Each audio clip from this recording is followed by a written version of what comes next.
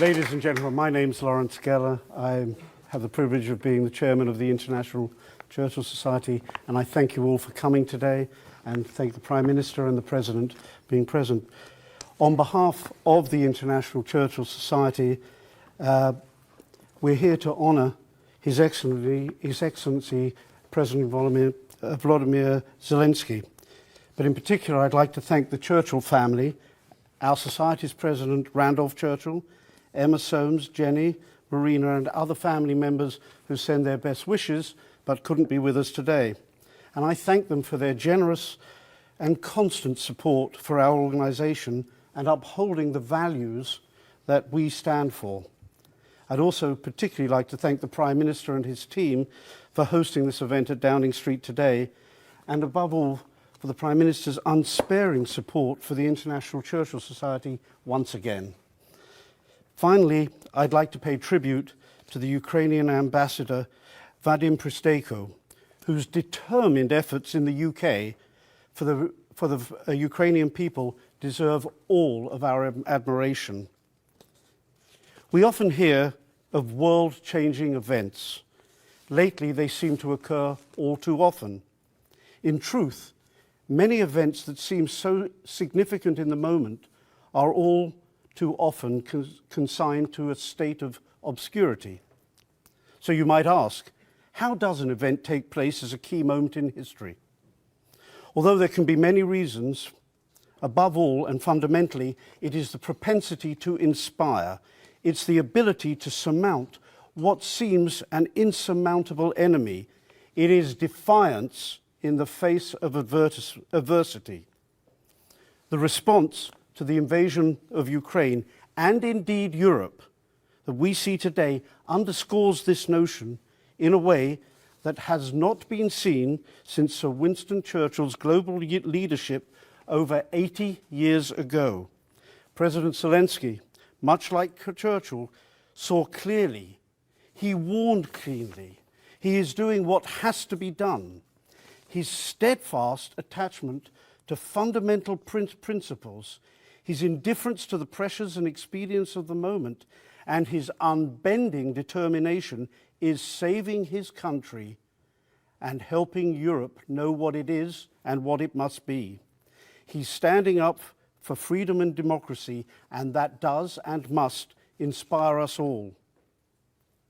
It was Churchill who said, "Once you take the position of not being able in any circumstances to defend your rights against aggression, there is no end to the demands that will be made or to the humiliations that must be accepted."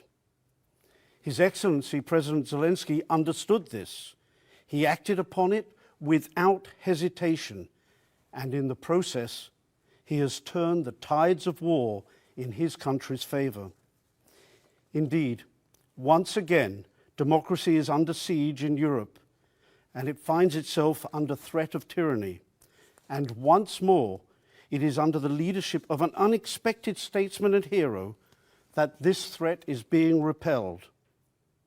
President Zelensky has demonstrated, much like Churchill did, that aggression must not be allowed to succeed, and that rights of people to freely choose their own way of life must be upheld. This is the very epitome of democracy that Churchill fought for when he inspired freedom-loving people around the world during those very dark days of World War II. But I'd like to also recognise the important role, indeed critical role, that Britain has played under the leadership of its Prime Minister. Mr. Johnson understood that it was Britain's duty to be strong enough to do all she can do to deter the aggressor, to engage and to win the battle of ideas, as Churchill sought to do and did. It is through President Zelensky's fortitude and Prime Minister Johnson's unwavering support that Ukraine will retain the most precious gift of all, freedom, and freedom that can and will be passed on to future generations of Ukrainians yet to come. But there's no glory in war beyond victory, and the events in Ukraine that are unfolding are a tragedy. And this organization does not seek to romanticize your struggle, Mr. President. It is our intention, as it has been since its creation in 1966, for the International Churchill Society to honour Sir Winston Churchill and the principles he stood for: freedom, justice, honour, duty, mercy, hope, and always, always courage. Yes, the International Churchill Society was created to memorialise these values in Churchill's name. But, Mr. President, it is you and the Ukrainian people that truly personify these. Mr. President, the wartime hero in whose name we honour you today would recognise the equality of the struggle you face to the one he faced in Britain's darkest hour. Mr. President, this society and our great nation support and salute you. Slava Ukraini. Good job. Great.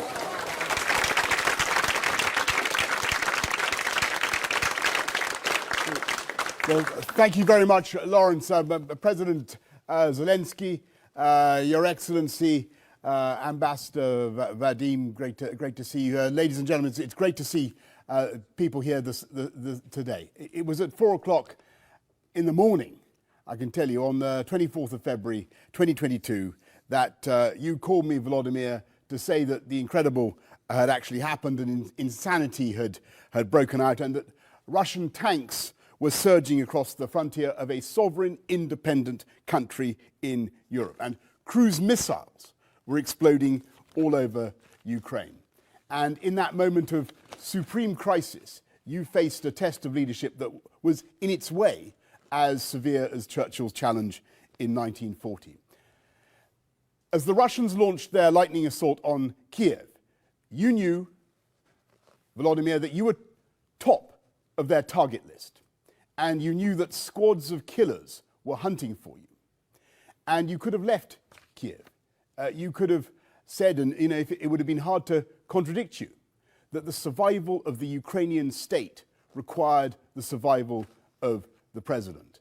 But, of course, Volodymyr, you did none of those things. You chose to stay in Kiev among the Ukrainian people, just as Churchill stayed in London in 1940. And when one world leader offered you a way out, you replied, "I need ammunition, not a ride."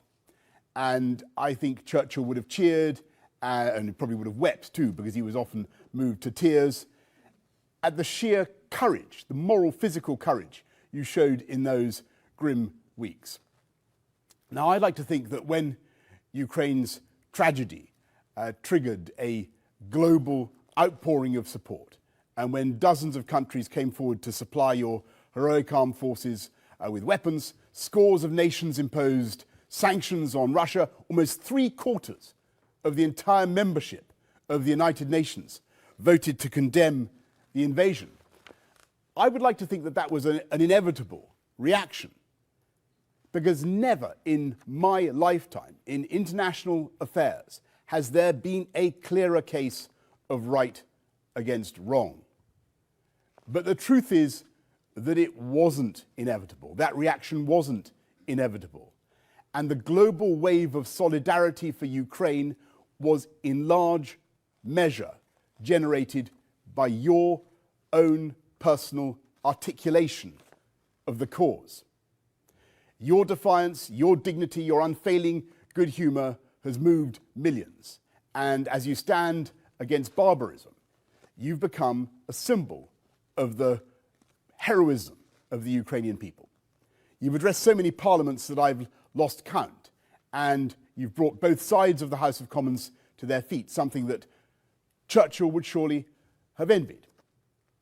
And I can imagine his spirit walking with you, silently urging you on, encouraging you through every ordeal, jabbing the way ahead with his walking stick, and perhaps marveling at your own superb contempt for danger, something that I think he himself understood.